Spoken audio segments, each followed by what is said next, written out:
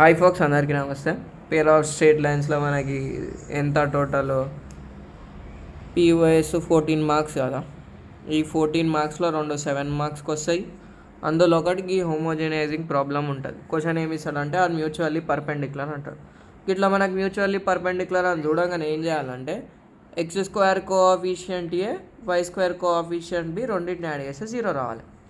అంటే x² కోఆఫిషియంట్ plus y² కోఆఫిషియంట్ మనం చేస్తే 0 వస్తాయి. కాకపోతే మ్యాథ్స్ ఈ క్వశ్చన్ ఎట్లా ఇస్తాడంటే find the value of k అని ఇస్తాడు. ఈ ప్రాబ్లమ్ని స్టెప్ బై స్టెప్ ఎట్లా సాల్వ్ చేసుకుందామో చూసుకుందాం. ఇక క్వశ్చన్ నెంబర్ ఇక్కడ 12 ఉంది కాబట్టి 12th సొల్యూషన్. ఇది LMR, డైరెక్ట్ క్వశ్చన్ ఎట్లా టైప్ చేస్తా తమ్నెల్ గిట్ట విధంగా ప్రాబ్లం చూసుకుందాం. గివెన్ ఈక్వేషన్స్ ఏమేమి ఇచ్చిండు? x² - xy + y² + 3x + 3y - 2 = 0 equation 1 అనుకుంటాము. సెకండ్ ఈక్వేషన్ని మనం ఎప్పుడైనా మోడిఫై చేస్తాం. ఎట్లా చేస్తామంటే ఇక్కడ 1 వచ్చేటట్టు ఆ 1 రానికి ఏం చేస్తున్నా, ఈ -√2ని అక్కడ పంపిస్తున్నా, +√2 × 1. So x - y/√2 = 1. దీన్ని ఈక్వేషన్ 2 అనుకుంటాం. ఎప్పుడైనా ఏం చేయాలంటే ఈ సెకండ్ ఈక్వేషన్ యూజ్ చేసుకొని ఫస్ట్ ఈక్వేషన్ని మోడిఫై చేస్తాం. ఏం చేస్తున్నామంటే homogenise equation 1 with equation 2. Homogenise అంటే ఏంటంటే x² - xy + y² ప్లస్ ఈ రెండింటికి ఏముంది 3 కామన్ ఉంది. నేను ఏం చేస్తాను అంటే +3 × x + y రాసుకుంటా, × 1 రాసుకుంటా, -2 × 1². ఒకవేళ ఇక్కడ సేమ్ లేదనుకో, ఇక్కడ ×1 × 1 రాసుకున్నా తప్పులేదు, సరేనా. ఇక్కడ సేమ్ ఉన్నందుకు సేమ్ తీసి రాసిన. ఎందుకు రాసినామన్నా అంటే సింప్లిఫికేషన్ ఈజీగా అవుతుందని. కాన్స్టెంట్ టర్మ్కి ×1² వేయాలి అంతే. ఇక తర్వాత ఏం చేస్తాం, x² - xy ఇక్కడ సింబల్లతో జాగ్రత్తగా ఉండాలి మనం ఎప్పుడైనా. x - y × 1 అంటే ఏంది, x + y × x - 1/√2. మిమ్మల్ని జాగ్రత్తగా ఉండమని చెప్పి నేను తప్పులు రాస్తున్నా చూడు. = 0 రాసినాం. ఇక రాసి అయిపోతుంది. ఇక ఈరోజు చూడు a + b × a - b.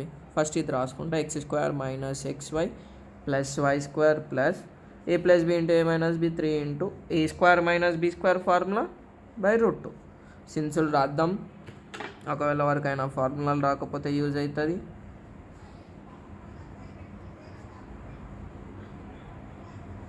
ఈడేముంది a - b² కదా. ఈడ చూడు సపరేట్ ఉంది, ఈడ హోల్ ఉంది.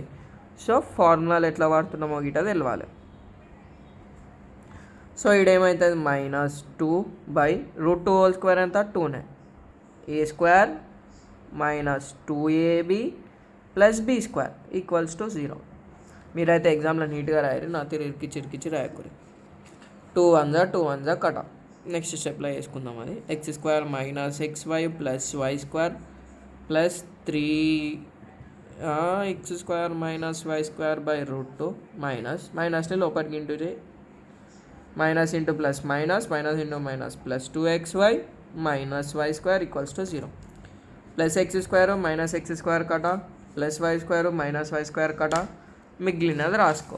ఇగో +2xy - xy. So +xy + 3/√2x² plus into minus -3/√2y². లోపలికి ఇంటూ చేసినాం. ఇప్పుడు ఇది ఎట్లా రాయాలి, మనం లైన్ ఈక్వేషన్ లెక్క రాయాలి కదా. ఆ గురి ఇంకొక పేపర్ తీసుకుంటాం. అంటే ఎట్లా, x² వచ్చి చూడు 3√2x² + xy - 3/√2y² = 0. ఈడ మనకి x² coefficient, y² coefficient. x² కోఎఫిషియంట్ని మనం a అంటాము, y² కోఎఫిషియంట్ని మనం b అంటాం.